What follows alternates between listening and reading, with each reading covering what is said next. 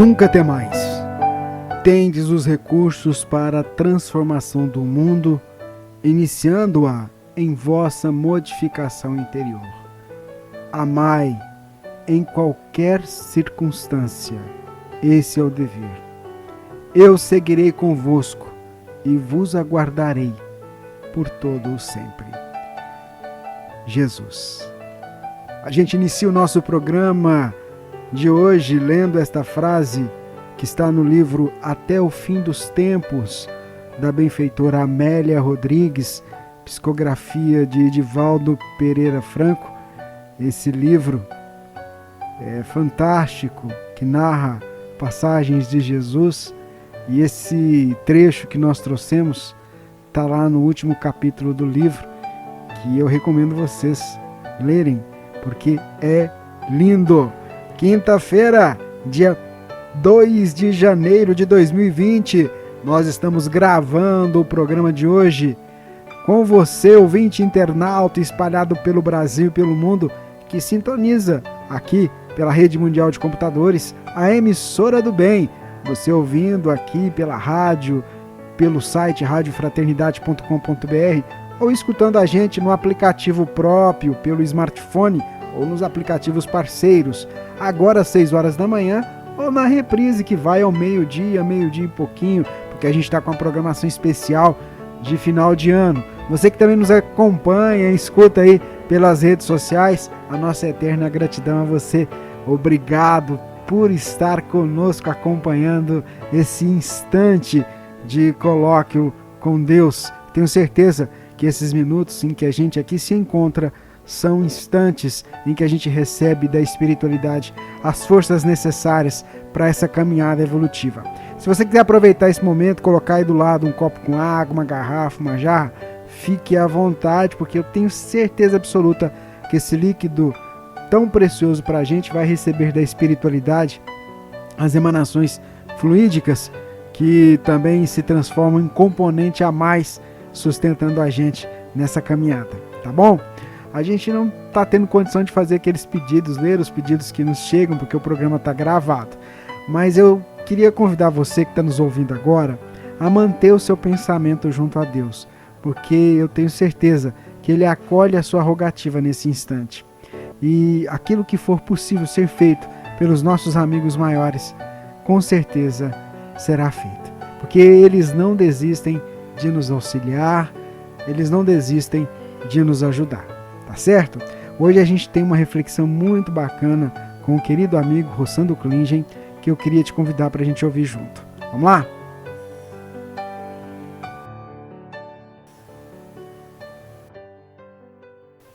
Então, essa ideia é uma senha de acesso à felicidade.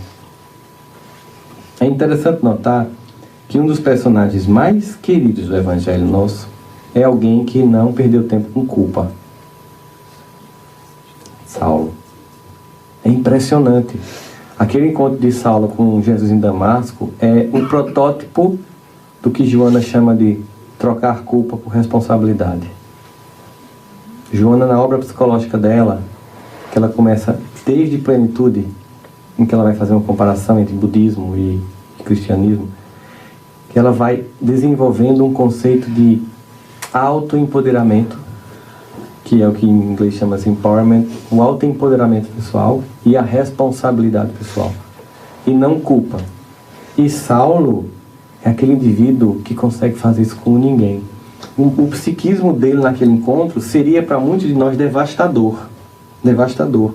Porque vamos tentar descrever um pouquinho quem era aquele homem. Primeiro, Saulo era o quê dos cristãos? Perseguidor, né? A gente escuta isso, né? A gente chama isso daqui nos Estados Unidos de quê? De politicamente correto, né? Politicamente correto é quando eu vou descrever de forma leve uma coisa que na verdade é bem mais dura. Chico Xavier, em vez de chamar de prostitutas, chamava nossas irmãs que vendem as forças sexuais da alma. Né? Não é mais leve? Em vez de dizer que você foi traído, eu digo que você foi temporariamente obliterado do contrato afetivo. Ficou bonito? Dá pra aguentar depois dessa? Não, senhora, fica um negócio mais leve. Tão bonito, obliterado do contrato afetivo, né? Na verdade, dizer que Saulo era um perseguidor de cristão é ser doce. Ele era muito pior que isso. Ele era o que mesmo? Assassino. Ele era um assassino. Em algum momento você fez: Paulo está reunido com o Sinédrio para planejar como expulsar Roma da Judéia?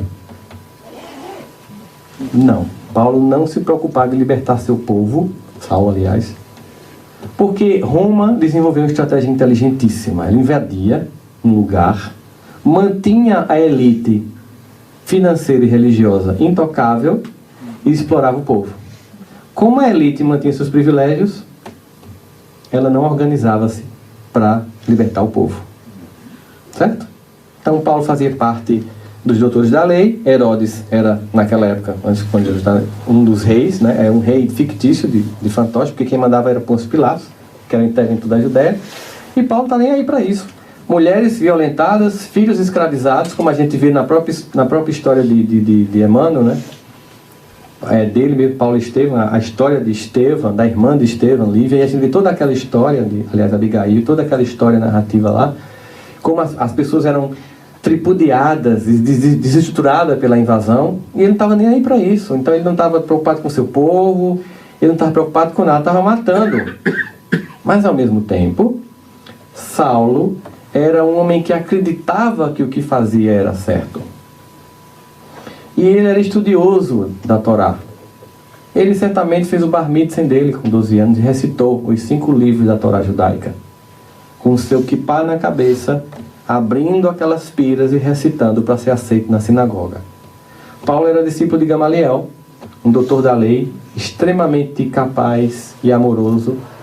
E Paulo era um homem que fazia parte de um povo que aguentou durante séculos e milênios humilhação, invasão e escravidão. Aquele povo foi escravo no Egito, foi escravo na Babilônia e suportou tudo isso através da fala de mais de 16 profetas, com a promessa de que um dia tudo seria compensado, porque Deus enviaria o Messias. Eles suportaram tudo isso em nome de uma promessa.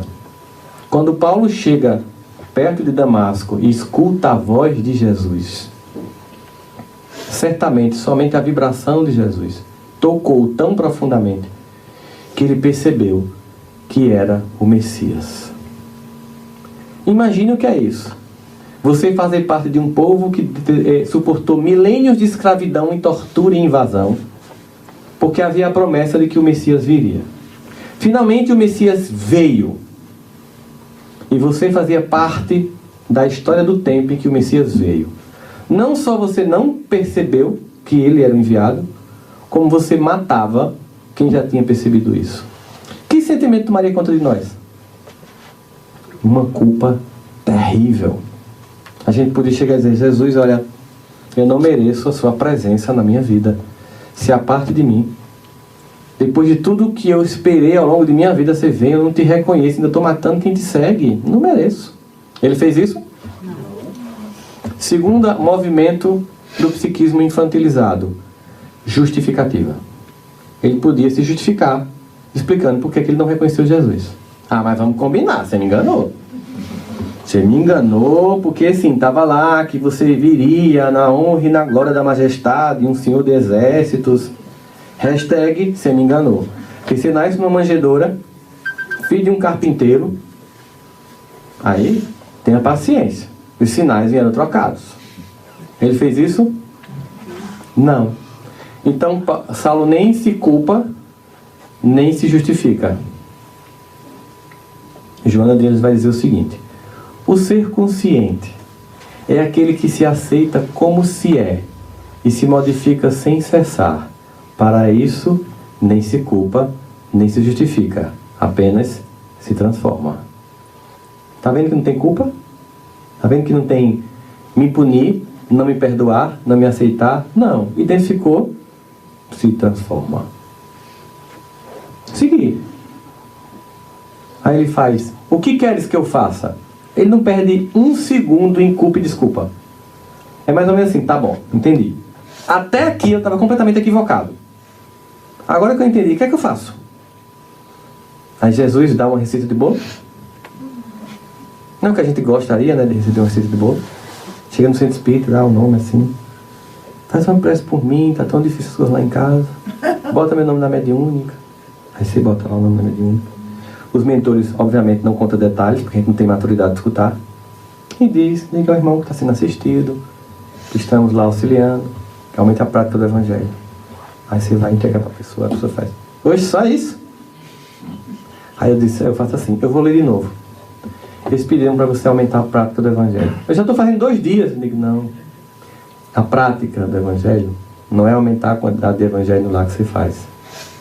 É praticar algumas linhas do Evangelho que você lê há anos.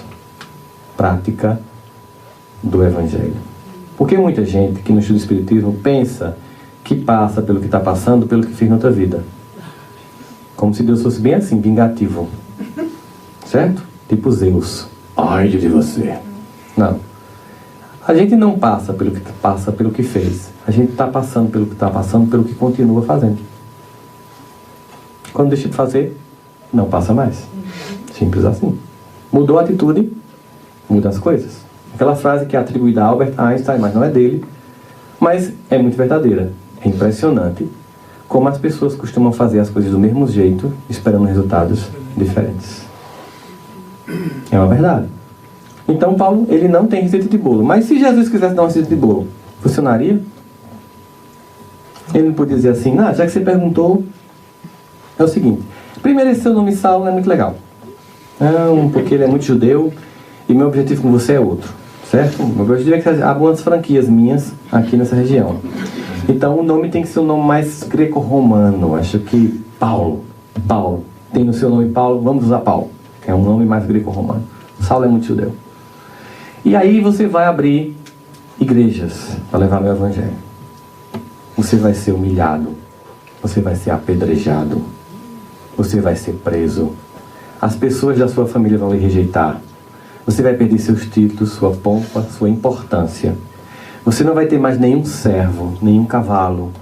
Você vai viver do seu trabalho, vai voltar a putear. Você vai passar fome. Você vai ser traído. E um dia você vai para Roma. E nessa época vai ter um Nero psicótico. Vai ter um surto psicótico, vai tocar fogo na cidade. E aí quando o ibope dele cair desgraçadamente, ele vai culpar a oposição.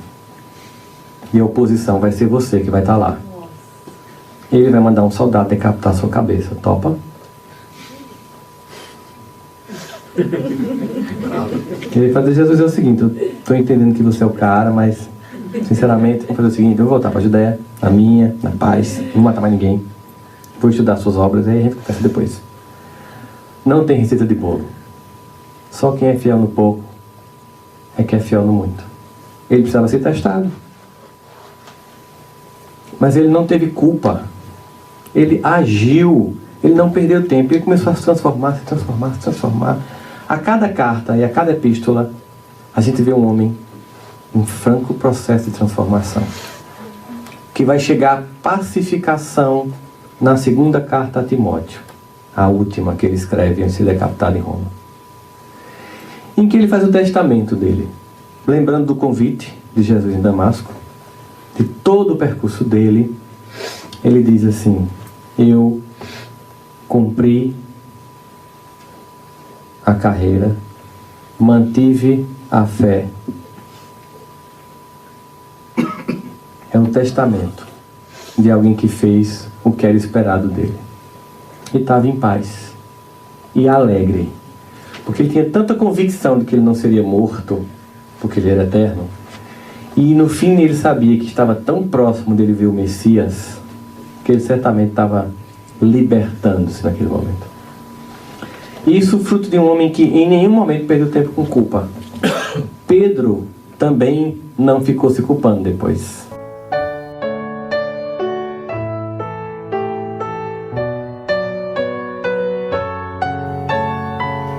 Muito bem, a gente ouviu aí o nosso querido Rossando Klingen. Agora a gente vai para a nossa prece. Vamos continuar conectados com Deus, mantendo essa sintonia, recebendo da espiritualidade as forças necessárias para a gente seguir adiante. Vamos lá? Vamos juntos? A prece de hoje foi feita pelo nosso irmão Haroldo Dutra Dias.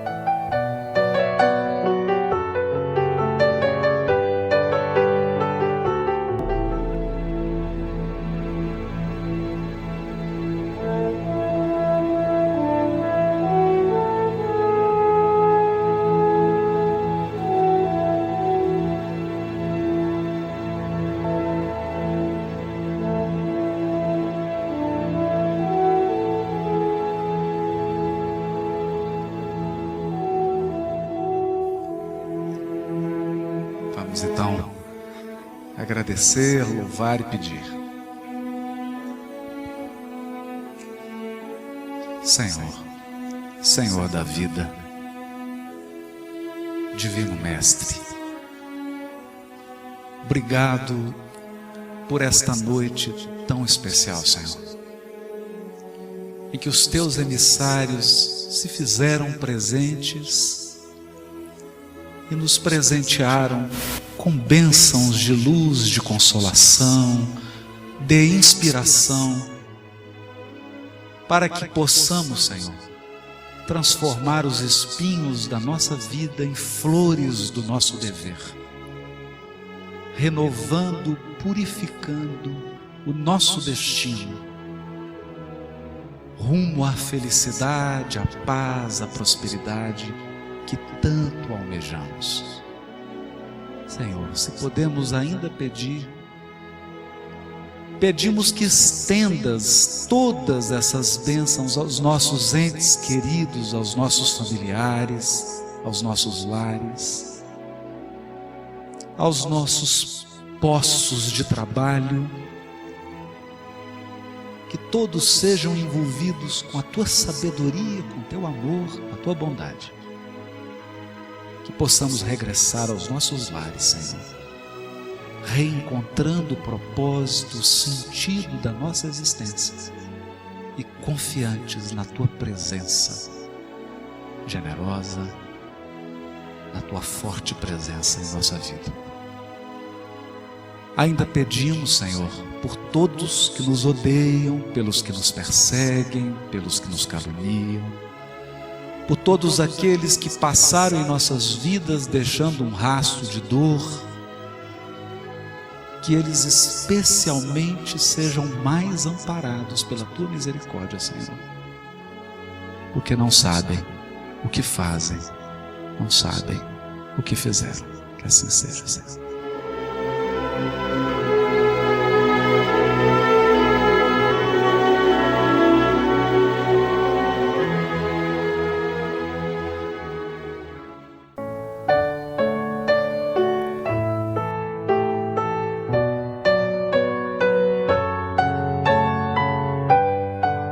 Obrigado, Senhor. Obrigado a esses amigos incansáveis do plano maior que não desistem da gente. E eu não canso de repetir aqui para você que está ouvindo a gente. Às vezes está árdua a caminhada. Esse ano está se iniciando. Às vezes a gente fica com receio do que pode acontecer. Mas vamos viver o nosso presente. As dores, as lutas, elas fazem parte do mundo de provas e de expiações, onde nós que aqui nos encontramos necessitamos dessas experiências. Então vamos respirar fundo e vamos buscar em Deus as forças para a gente seguir. Ele está com a gente. Nós também estamos aqui junto com você, tá bom? Não desista, persista, confie, a gente vai vencer. Até amanhã, aqui na Emissora do Bem, nesse nosso espaço em que a gente mantém esse colóquio, essa conexão com Deus. Tchau, tchau.